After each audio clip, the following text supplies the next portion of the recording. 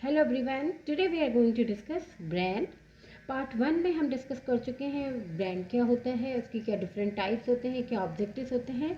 Part 2 में हम discuss करेंगे what are the advantages and disadvantage of brand. आइए स्टार्ट करते हैं। The first one is to producers, यानी जो उत्पादक हैं उनको क्या लाभ मिलते हैं ब्रांड के। The first one is creating goodwill of the firm. Firm की एक अच्छी इमेज को क्रिएट करने में हेल्प करता है ब्रांड।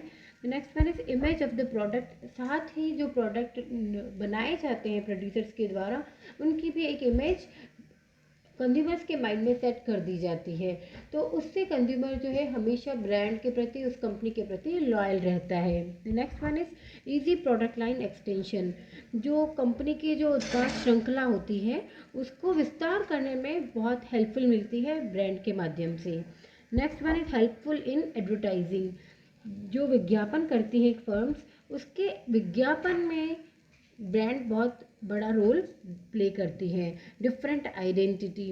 मार्केट में जो प्रोडक्ट्स अवेलेबल होते हैं उनसे एक भिन्न एक पहचान उस प्रोडक्ट की और उस प्रोड्यूसर की बनाई जा सकती है। The next one is increment in consumer base. Brand के द्वारा जो कंज्यूमर्स का बेस है, यानी जो उनकी संख्या है, उसको बढ़ाया जा सकता है।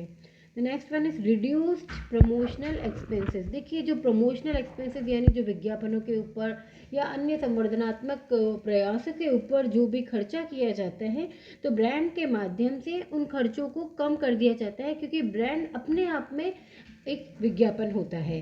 The next one is reduced price war. जो कीमत का जो प्रतिस्पर्धा होती है बहुत सारी फर्मों के बीच में, तो जब डिफरेंट ब्रांड क्रिएट कर दी जाती है तो फिर उस प्राइस वार को कम किया जा सकता है। And the next one is increment in profits. और अल्टीमेटली प्रोड्यूसर्स को प्रॉफिट्स बढ़ाने में बहुत हेल्प मिलती है ब्रांड के माध्यम से।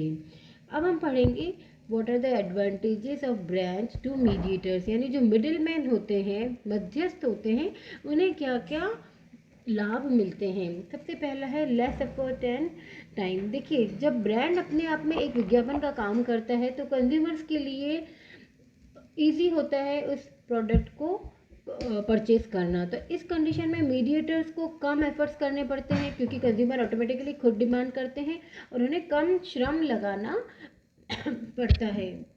The next one is lesser risk. उस प्रोडक्ट के प्रति कम जोखिम रह जाती है, जिसकी अच्छी ब्रांड पोजीशनिंग हो जाती है।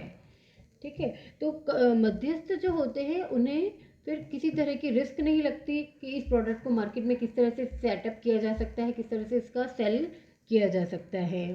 The next one is permanent demand. जब कोई भी ब्रांड कंज्यूमर्स के माइंड में सेट हो जाती है तो उसकी डिमांड परमानेंट हो जाती है। तो मीडिएटर्स के लिए ये एक बहुत बड़ा फ़ायदा है कि जब कंज्यूमर्स ऑटोमेटिकली अगर डिमांड करते हैं तो उन्हें किसी तरह की रिस्क नहीं रहती है, किसी तरह का उन्हें और अधिक परिश्रम नहीं करना पड़ता है। Next one is convenience in advertising. और साथ ही ये बहुत ही हेल्पफुल हो जाता है, सुविधाजनक हो जाता है एडवर्टाइजिंग करने में, क्योंकि उस ब्रांड की इमेज ऑलरेडी कंज्यूमर्स के दिमाग में होती है।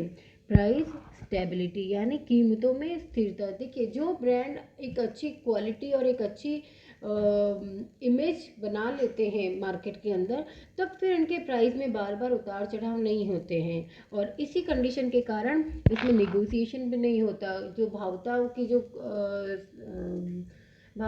जो सिचुएशंस बनती है, तो इस तरह की सिचुएशंस भी नहीं बनती है।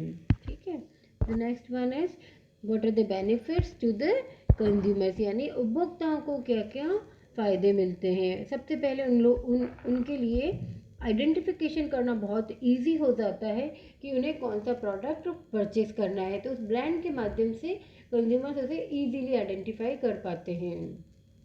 Trust in quality. एक किस्म के प्रति एक तरह का विश्वास उनके अंदर क्रिएट हो जाता है कि हाँ, ये जो ब्रांड है हम श्योर है और हमें यही ब्रांड परचेज करना है। तो एक ट्रस्ट, एक विश्वास पैदा हो जाता है। Less time and effort in purchasing. और फिर जब कंज्यूमर्स के दिमाग में ये सेट हो जाता है कि उसे कौन सी ब्रांड का कौन सा प्रोडक्ट परचेज करना है, तो फिर उसे परचेज करने में भी ज़्यादा समय नहीं लगता, ज़्यादा उसे परिश्रम की आवश्यकता नहीं होती है। इंक्रीमेंट इन सोसाइटल लेवल, जो उसका सामाजिक स्तर है उसमें भी वृद्धि होती है। ठीक है। यदि फॉर एग्जांपल यदि हम देखें, अगर किसी के पास एप्पल का आईपॉड है या एप्पल का आईपैड है, तो फिर उसके ये अपने आप में एक सोशल सिंबल के रूप में माना जाता है, एक उसका सामाजिक स्तर जो है उसका उच्च लेवल माना जा सकता है। तो next one is security of legal rights, जो उसके वैधानिक अधिकार होते हैं उनकी भी सुरक्षा उसे मिलती है, क्योंकि जो प्रोडक्ट मार्केट में अच्छी इमेज बनाता है, अच्छे वेल स्टेब्लिश प्रोडक्ट्स या ब्रांड होते हैं, तब उनके द्वारा कंज्यूमर्स के साथ किसी तरह का धोखा नहीं हो सकता है। और अगर ऐसा कुछ होता भी है, तब इस कंडीशन में कंज्यूमर्स को अपने लीगल राइट्स आराम से मिल पाते हैं। The next one is fixed price benefit, और चूंकि ऐसे ब्रांड जो वेल स्टेब्लिश्ड हो जाते हैं, तब उनकी प्राइस में भी ज़्यादा फ्लक्चुएशन नहीं होता है और कंज्यूमर्स को अननेसेसरी नेगोशिएशन नहीं करना पड़ता है। The next one is price comparison, और कंज्यूमर्स के लिए ये बहुत इजी हो जाता है दो फर्मों के, दो प्रोडक्ट के बाहर के को तुलना करने में, उनके मूल्य, उनकी किस्म को तुलना करने में ये बहुत हेल्पफुल होता है। अब हम डिस्कस करेंगे क्या क्या डिसएडवांटेजेस होते हैं ब्रांड के। देखिए, इसमें सबसे पहला है producers, again middle man and consumers को। जिस तरह से हमने बेनिफिट्स पढ़े थे, उसी तरह से इनकी कुछ हानियां भी हैं। जैसे उत्पादकों को क्या क्या हानियां हो सकती है, माल की किस्म जो होती है या उसके जो स्टैंडर्ड होते हैं, उनके संबंध में कंज्यूमर्स के लिए बहुत सारी रिस्पॉन्सिबिलिटीज़ क्रिएट हो जाती हैं। और वो जो अपने गारंटी और वारंटी जो कंज्यूमर्स को देते हैं, तो उसके लिए उन्हें बाध्य होना पड़ता है, यानी वो किसी तरह का कुछ और तरीका नहीं कर सकते हैं, और इसमें उनकी व्यय भी बहुत हो जाता है, उनके एक्सपेंसेस जो होते हैं वो भी बहुत बढ़ जाते हैं। और कुछ ऐसे प्रोडक्ट्स भी होते हैं जिनके ऊपर इवन ब्रांड का यूज़ करना भी पॉसिबल नहीं हो पाता, जैसे हरी सब्जियां हैं या फल हैं, तो इनके लिए भी कोई ब्रांड बनाया नहीं जा सकता, और यदि बना भी दिया जाए तो कोई ख़ास वो उपयोगी ब्रांड नहीं होता है। फिर हम डिस्कस करेंगे क्या क्या डिसएडवांटेजेस हो सकते हैं मध्यस्थों को, मिडिल मैन को। तो देखिए, जब उनका स्वयं का ब्रांड होता है, तो फिर वो प्रोड्यूसर्स का ब्रांड उपयोग नहीं कर सकते हैं, तब ऐसी कंडीशन में उन्हें कन्फ्यूज़न हो जाता है। ठीक है। और जो ब्रांड युक्त जो उत्पाद होता है, उसकी बहुत अच्छी गुडविल होती है, तब ऐसी कंडीशन में उन्हें प्रोड्यूसर्स की शर्तों पर काम करना पड़ता है। उनके पास जो है फ्री लाइबिलिटीज़, फ्री उनके पास राइट्स नहीं मिल पाते हैं उन्हें। और जो माल की किस्म है, उसके प्रति भी उनका दायित्व बढ़ जाता है, क्योंकि कंज्यूमर्स डायरेक्टली उनसे ही डील करते हैं। ओके। और इसके अलावा अगर वो अपना खुद का ब्रांड बनाते हैं, तब इसमें उनकी प्रमोशनल एक्सपेंसेस और ब्रांड रिलेटेड जो ब्रांड प्रोसेसिंग है, उससे रिलेटेड भी उनके बहुत सारे एक्सपेंसेस बढ़ जाते हैं। नेक्स्ट, कंज्यूमर्स को क्या क्या हानियाँ हो सकती है। देखिए, कंज्यूमर्स क्या होते हैं, कई बार बहुत लॉयल हो जाते हैं कि भाई हमें एक पर्टिकुलर ब्रांड के ही प्रोडक्ट खरीदने हैं, तब ऐसी दशा में उसको अगर अल्टरनेट प्रोडक्ट्स भी अगर अच्छे मिल रहे होते हैं, तब भी कंज्यूमर्स कई बार उन्हें नहीं यूज़ कर सकता है, क्योंकि उसके दिमाग में जो सेट है वो उससे आगे नहीं बढ़ता है। और कई बार बहुत सारे ऐसे ब्रांड्स अवेलेबल होते हैं मार्केट के अंदर कि वो अगेन एक कन्फ्यूज़न, एक भ्रम, संदेह, डाउटफुल सिचुएशन क्रिएट कर देते हैं, और कंज्यूमर के लिए मुश्किल हो जाता है कि कौन से ब्रांड को चूज़ करें। और कई बार ऐसा होता है कि जब प्रोडक्ट जो है वो बहुत अच्छी गुडविल, बहुत अच्छा वेल स्टेब्लिश्ड ब्रांड होता है, तब उसके लिए कंज्यूमर को बहुत ज़्यादा पे करना होता है। तो these are some disadvantages of brand. Now will discuss what are the essential points of good brand. एक अच्छी ब्रांड बनाने के लिए कौन कौन से आवश्यक तत्व होते हैं। The first one is easy to pronounce. Brand हमेशा ऐसा शब्द होना चाहिए जिसे ईजीली प्रोनाउंस किया जा सके।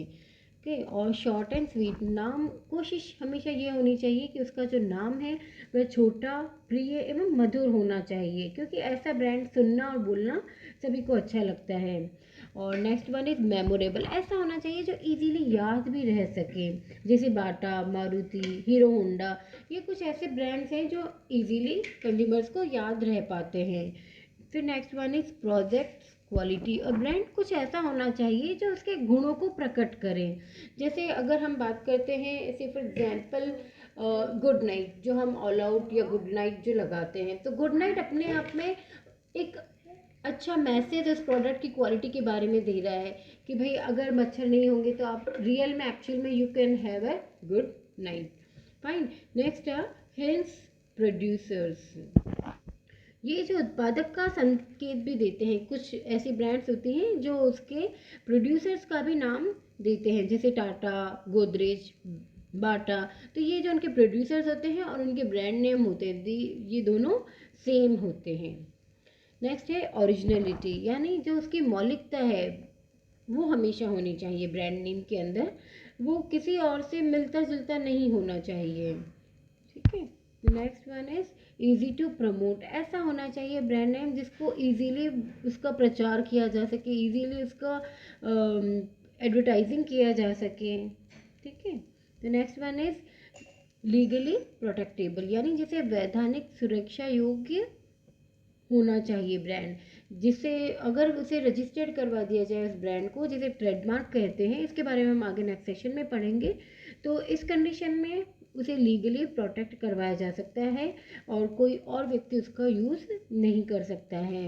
यूज़फुल फॉर अदर प्रोडक्ट्स, और ब्रांड जो है वो ऐसा ब्रांड नेम चूज़ करना चाहिए कि उस फर्म के जो अदर प्रोडक्ट्स हैं उनके लिए भी इस ब्रांड को यूज़ किया जा सके। And again it should be economic, यानी मितव्ययी होना चाहिए, उत्पादों पर लगने में उचित व्यय ही आना चाहिए। And the last one is prestigious, यानी सम्मानजनक होना चाहिए। वो जो प्रोडक्ट है उसका जो ब्रांड नेम है वो उस संस्था की, उस फर्म की ख्याति को, उसकी छवि को, उसकी इमेज को बढ़ाने वाला होना चाहिए।